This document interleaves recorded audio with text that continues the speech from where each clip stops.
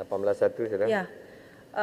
Oleh kerana saya telah pun menghantar usul tentang tuntutan suluh ni 2 kali dan hari ini speaker membalas ya, mengatakan dia tidak akan membenarkan untuk dibahas dalam Dewan. Cuma yang berhormat di sini dari para 4 dibenarkan, yang berhormat masih boleh membangkitkan isu-isu ini semasa menteri menjawab nanti. Jadi saya mohon pada waktu ini diberikan masa yang lebih tentang isu ini dibahaskan ya, untuk diberi jawapan yang lebih mengenai ini. Terima kasih. Baik, terima kasih Timbalan kepada Menteri atau Timbalan Menteri untuk memberi jawapan.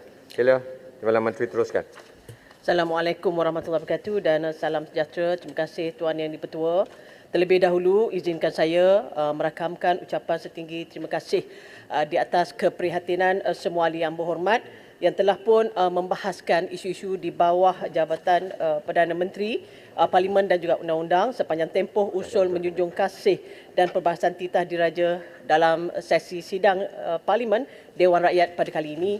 Dan untuk makluman ahli Dewan Yang Mulia ini, seramai 47 ahli yang berhormat telah pun membahaskan pelbagai isu yang berkaitan dengan Parlimen dan Undang-Undang, dan saya akan menjawab persoalan-persoalan yang dibangkitkan oleh ahli-ahli yang berhormat yang hanya berada di dalam Dewan Rakyat pada masa ini, memandangkan terdapat lebih 80 soalan yang dikemukakan berkaitan dengan Parlimen dan juga Undang-Undang. Bagi ahli-ahli yang berhormat yang tiada dalam Dewan, maka saya akan menjawabnya secara bertulis. Sebelum saya menjawab pertanyaan yang telah pun dibangkitkan oleh ahli-ahli yang berhormat, izinkan saya merafak sembah menjunjung kasih titah diraja oleh Duli Yang Maha Mulia Seri Paduka Baginda Yang di-Pertuan Agong ke-16 semasa Majlis Istiadat pembukaan mesyuarat pertama penggal kelima Parlimen ke-14 tahun 2022, 28 Februari yang lalu. Isu-isu yang dibangkitkan di bawah bidang Parlimen dan Undang-Undang akan dijawab secara bersekali berdasarkan kepada kluster-kluster isu seperti berikut. Yang pertamanya, kebebasan institusi kehakiman dan juga perundangan. Yang kedua, berkenaan dengan inisiatif di bawah Memorandum Persefahaman dan juga Kestabilan Politik. Ketiga, berkaitan dengan pemerkasaan institusi Parlimen. Keempat, penambahbaikan sistem pilihan raya. Yang kelima, integriti dan juga anti rasuah, serta yang terakhir, isu-isu yang berkaitan.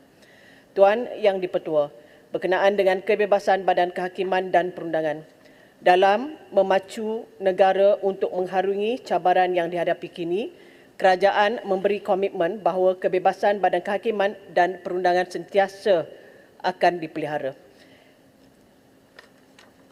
Yang berhormat Kota Belud, Kalabakan, Putatan, Tuaran, Pucung. Menteri tanya saya isi kebebasan kehakiman boleh ya?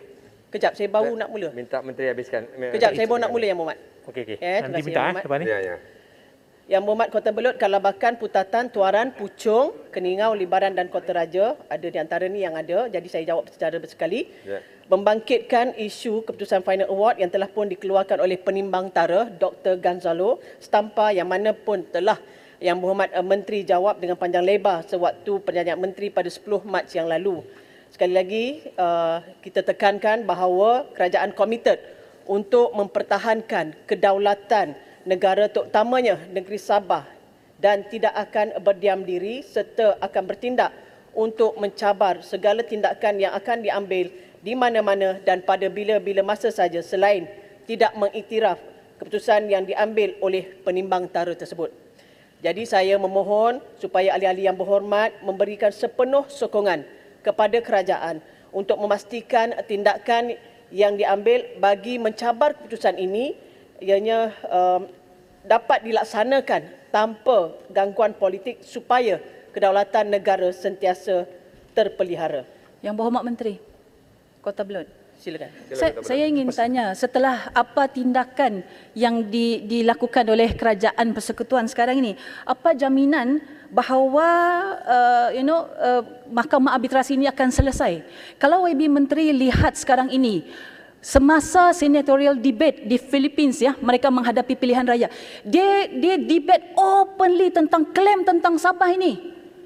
Openly debate. Ya, jadi saya hairan kenapa kita sangat takut untuk membahas perkara ini. Kenapa kita tidak hadapi perkara ini? Kita cakap kita tidak recognize. Bercakap begitu tidak akan menyelesaikan masalah. You should tell the Philippines to drop the claim over Sabah. Yang berhormat menteri ada di sini, KLN ada di sini. Boleh panggil, ya, boleh panggil wakil Philippines ke pejabat beliau untuk meminta supaya Philippines drop claim over Sabah ini. Tell them once and for all. Hadapi dan muktamadkan.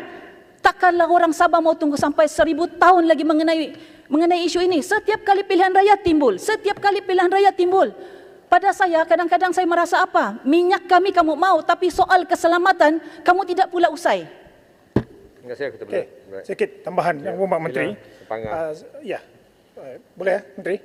Okey, saya merujuk kepada apa yang Berhormat Menteri sebut tadi berkenaan dengan kita akan pertahankan. Saya amat berterima kasih tentang kenyataan ini. Cuma yang menjadi persoalan kepada kita Yang Berhormat Menteri, apabila saya melihat kepada surat yang pernah diberikan oleh bekas Peguam Negara, Tommy Thomas, yang mengatakan bahawa masih ada bayaran.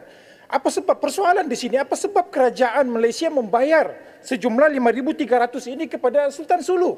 Sedangkan saya selaku rakyat Sabah, saya agak terkejut apabila mengetahui bahawa ada bayaran telah dilakukan oleh kerajaan persekutuan kepada Sultan Sulu ini. Adakah perjanjian Malaysia tahun 1963 apabila Cobble Commission memilih kita membuat keputusan kita ingin merdeka membentuk Malaysia, apa sebab kerajaan masih mengiktiraf tentang tuntutan pada tahun 1878 ini dan bayaran dibuat oleh kerajaan persekutuan?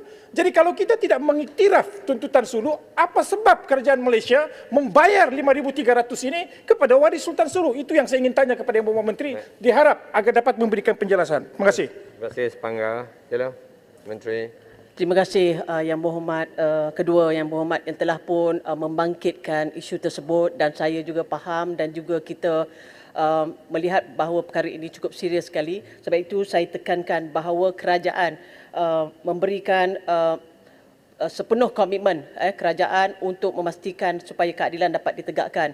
Dan sebab itu saya sekali lagi dengan rendah diri memohon supaya kita melihat bahawa di sini arbitrator, penimbang tara, bukannya mahkamah, yang mana seorang individu yang telah pun dibuktikan hilang kelayakan ataupun telah terbatal. Jadi kerajaan melaksanakan tindakan sewajarnya. Jadi kerajaan ingin menangani isu ini dengan berhati-hati. Jadi saya pohon Yang Berhormat sekalian memahami situasi yang kita sedang berhadapan, dan supaya kita dapat melaksanakan apa juga yang telah kita rancangkan itu untuk mencabar keputusan ini tanpa gangguan politik supaya kedaulatan negara sentiasa terpelihara. Tuan Speaker, Timbalan Menteri, isu yang sama boleh saya sambung sedikit? Saya rasa saya dah jawab Yang Berhormat, saya secukup. Actually, sebenarnya tapi you Yang tak Berhormat, jawab soalan pandangan Yang Berhormat boleh kita minta. Silakan. No, soalan Silakan. saya nak sambung daripada soalan Sepanggar. Silakan. Sebab jawapan yang diminta oleh Sepanggar itu ada dalam buku Tommy Thomas. Dia jelaskan di sana, dan saya harapkan Timbalan Menteri buat penjelasan itu, tapi setakat ini tak dengar. Ada latar belakang dia, saya tidak tahu semua butiran, tapi ada asasnya untuk bayaran 5,700 ringgit itu setiap tahun. Tapi itu bukan relevan kepada tuntutan berbilion-bilion yang sekarang dibangkit dalam kes arbitration ya, yang sedang ada. Tapi yang penting, Timbalan Menteri, cadangan saya kepada kerajaan ialah isu ini membimbangkan, dan saya cadangkan kerajaan pusat keluarkan statement, kenyataan yang jelas, yang terperinci. Contohnya soalan Sepanggar tadi sangat penting. Apa asas bayaran yang setahunan yang RM5,700 itu? Menjelaskan secara terbuka, secara telus kepada rakyat Malaysia. Dan dari masa ke semasa, apa-apa tindakan yang dibuat oleh kerajaan untuk membatalkan atau ketepikan penghakiman atau perintah yang dikeluarkan oleh arbitrator ini mesti dijelaskan kepada rakyat, khususnya pada rakyat Sabah. Dan ini patut dibuat. Kalau dibuat dengan macam itu, kepercayaan kepada komitmen kerajaan yang disebut tadi, yang kita menghargai, komitmen kita lebih jelas. Tapi kalau tak bagi jawapan yang jelas, yang terperinci, memang ada keraguan lah dan kebimbangan apa yang jadi, perlukah Malaysia bayar dan sebagainya. So, jadi saya harap cadangan saya akan diterima dan maklumat kerap terperinci dikeluarkan kepada rakyat Malaysia secara melalui kenyataan regular statements lah. Itu yang saya minta. Terima kasih. Cadangan Yang Berhormat Menteri. Minta Boleh. penjelasan. Cadangan. Ini tadi Yang Berhormat Menteri, kalau boleh saya mencadangkan boleh. Boleh saya Tentang minta isu ini. soalan. Boleh Yang Berhormat Menteri? Perdana Menteri. Terima kasih Tuan Yang di-Pertua. Saya rasa cukuplah sebab Cadangan. Penting ni boleh yang Berhormat Pak bagi Muzi. kalau cadangan kita boleh inilah. Yes, silakan. Cadangan. Sepanggar. Okey, terima kasih Yang Berhormat Menteri. Kalau saya boleh mencadangkanlah, because kegusaran rakyat Sabah tentang isu keselamatan ini cukup mendalam. Yang Berhormat Menteri pun tahu sehingga ke hari ini pantai timur Sabah masih berada di dalam curfew disebabkan oleh ancaman daripada negara jiran kita Filipina. So saya mencadangkan, kalau kita melihat kepada negara-negara yang menuntut sesuatu, macam contoh China tuntut seperti apa yang mereka lakukan? Mereka membina pangkalan tentera di sana. So saya mencadangkan kepada kerajaan agar untuk menunjukkan komitmen kerajaan persekutuan tentang isu keselamatan di Sabah, saya mencadangkan agar dibina satu pangkalan terbesar negara di pantai timur Sabah dan kemudian keluarkan pantai timur Sabah ini daripada curfew untuk membuktikan kepada Filipina bahawa Malaysia serius mempertahankan negeri Sabah ini daripada diklaim oleh negara Filipina. Terima kasih. Terima kasih Semangga. Tuan Speaker, boleh saya Okey, tanya terima soalan kasih. Perdana Menteri berkenaan dengan jawapan diberikan oleh Timbalan Menteri. Timbalan Menteri menyatakan bahawa kerajaan dalam proses nak ambil tindakan. Kemudian minta supaya tidak ada campuran politik dan sebagainya. Tapi Timbalan Menteri kena faham ini bukan soal politik, kita ahli parlimen. Apa yang dibangkitkan oleh Sepangga dan Kota Belud itu cukup penting. Kita nak supaya ianya dijelaskan dalam Dewan Yang Mulia ini, apakah tindakan yang akan diambil oleh kerajaan, bila dan apakah hasil yang ingin kita capai melalui tindakan itu, supaya kita dapat berikan maklumat tersebut kepada seluruh rakyat Malaysia yang juga ingin tahu perkara itu. Jadi boleh kita dapat jawapan selain daripada just a general statement kita akan ambil tindakan and that sort of thing. Terima kasih. Terima kasih Yang Berhormat Menteri. Yang Berhormat Menteri. Kota Belud. Silakan. Yang Nanti sikit ya. Kejap, Kota Belud kita bagi ni Syalam. Silakan. Sepang. Terima kasih kepada Menteri. Menteri, saya tadi agak minta maaf, with respect, saya agak terkejut bila Menteri kata tadi arbitration bukan mahkamah. Betul, saya setuju. Arbitration bukan mahkamah. Tetapi kalau kita jawab gitu, seolah-olah kita meremehkan award yang diberikan oleh Badan Timantara ini. Dan Menteri pun tahu dalam kes-kes yang melibatkan NDB pun banyak kes-kes yang melibatkan Timantara. Jadi saya menyadangkan YB, jawapan tadi tu kalau boleh abandon ataupun tarik balik. Sebab apa? Jawapan itu nampaknya menunjukkan seolah kita tidak menghormati keputusan Timantara. Jadi saya harap Menteri, kalau boleh Timbalan Menteri tarik balik itu, dan kalau boleh kita bersama-sama kita menyokong sebarang tindakan untuk ketepikan award itu. Okay, terima kasih Sepang. Sekian, terima kasih. Sepang, saya menyatakan bahawa Penimbangtara juga adalah penting, dan apa juga keputusan ataupun yang diberikan juga dengan pihak mahkamah juga adalah penting. Dan saya nak maklumkan di sini apa juga yang telah pun dibangkit oleh Yang Berhormat sekalian, telah pun dibangkitkan kepada Yang Berhormat Menteri pada 10 Mac yang lalu. Jadi memang di dalam handset pun semua ada dan telah pun dijawab dengan panjang lebar. Jadi saya kira apa yang telah pun dibangkitkan oleh Yang Berhormat telah pun dijawab secara terperinci oleh Yang Berhormat Menteri. Jadi tak perlu saya ulangkan. Yang Kota Belud, saya faham apa yang menjadi kerisauan, kebimbangan Yang Berhormat. Yang Berhormat Menteri, ini bukan kerisauan yang kita buat baru-baru bah. Saya faham. Ini kerisauan yang setiap kali pilihan raya dia akan timbul. Yang Tuan Speaker, saya setuju tadi saya yang dibangkitkan oleh YB Sepanggar, saya sudah cakap dalam bahas Tita Diraja saya untuk meletakkan aset militeri kita di tempat yang strategik. Yang Berhormat Puchong juga tadi mengatakan, sebab itu saya bawakan usul ini untuk dibincangkan di dalam Dewan. Kita tidak boleh sekadar mengeluarkan statement. Kalau Yang Berhormat Timbalan Menteri perasan, sekarang ini seolah-olah bukannya pewaris sulu yang tuntut tahu. Ini kerajaan Filipina, dia openly debate this. So kita tidak boleh hanya mengeluarkan statement semata-mata. Kenapa kita tidak bagi tahu once and for all? Bagi tahu dengan diorang bahawa tolong turunkan tuntutan Sabah ini daripada kamu punya konstituensi. Turunkan tuntutan Sabah ini daripada Act 5446 of the Philippines. Once and for all. Menteri KLN ada di sini. Saya harap perkara ini diambil pandangan yang sangat serius. Ya, kita selesaikan, hadapi perkara ini. Jangan takut, kita hadapi perkara ini, selesaikan once and for all. Muktamadkan. Terima kasih Kota Belud. Terima kasih Kota Belud. Bolehkah saya bertanya juga? Teruskan. Bolehkah saya bertanya juga? Tanya, Yang Berhormat dan Datuk Speaker. Silakan. Saya nak tanya aja, adakah kita mengiktiraf Penimbangtara dari Spain ini? adakah kita mengiktiraf? Adakah mereka mempunyai jurisdiction terhadap apa yang berada dalam negara ataupun apa yang dikemukakan oleh pihak-pihak tertentu ini? Terima kasih, Beaufort. Saya ingin tahu. Sila Menteri. Timbalan Menteri. Terima kasih Beaufort. Jadi bagi menjawab soalan ini, kita melihat bahawa kerajaan telah pun mengambil tindakan perundangan untuk mencabar kesahihan validiti pelantikan penimbantara dan juga proceeding timbantara tersebut di mahkamah tempat timbantara tersebut, iaitu di Madrid, Sepanyol.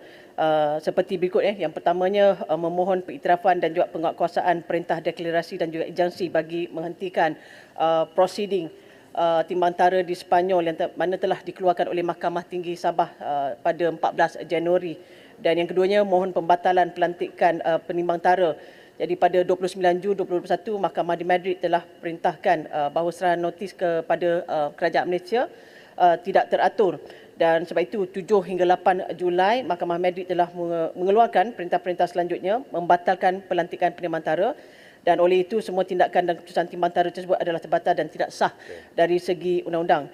Jadi sebab itu juga memohon untuk mengenepikan partial award on jurisdiction bertarikh 25 Mei 2020 yang dikeluarkan oleh penimbantara, yang mana Mahkamah Madrid pada 13 Oktober 2021 telah pun memutuskan bahawa partial award on jurisdiction adalah tidak sah dan juga terbatal, dan juga memfailkan satu aduan jenayah criminal complaint kepada Peguam Negara Sepanyol pada 14 Disember 2021 terhadap penimbantara memandang beliau telah pun mengingkari keputusan Mahkamah Tinggi bertarikh 29 Jun 2021 dengan meneruskan proceeding timbantara di Perancis.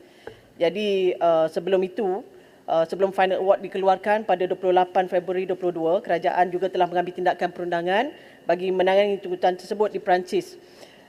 Antaranya dengan memfailkan rayuan kepada Perintah Mahkamah Tribunal di Grand Instance di Paris, Perancis bertarikh 29 September 2021 yang telah mengiktirafkan partial award on jurisdiction yang telah pun dikeluarkan oleh penimbantara pada 25 Mei 2020, yang mana rayuan tersebut telah pun dipohon oleh penuntut di Paris, Perancis secara ex parte dan tanpa pengetahuan kerajaan dengan tujuan untuk memintas keputusan Mahkamah Madrid bertarikh 29 Jun 2021, dan juga memfailkan permohonan penggantungan perintah tersebut pada 16 Disember 2021. Mahkamah Rayuan Perancis telah pun membenarkan permohonan untuk menggantung perintah tersebut bagi memastikan tiada award dikeluarkan oleh penimbangtara sebelum permohonan rayuan terhadap perintah tersebut diputuskan oleh mahkamah.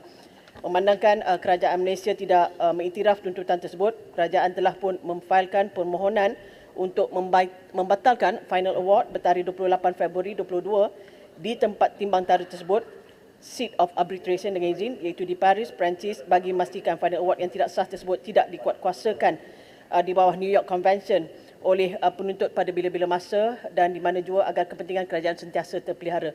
Jadi di bawah Convention on the Recognition and Enforcement of Foreign Arbitral Award New York Convention, award yang dikeluarkan oleh penimbangtara di negara anggota convention tersebut boleh dikuatkuasakan di mana-mana negara anggota yang lain convention tersebut.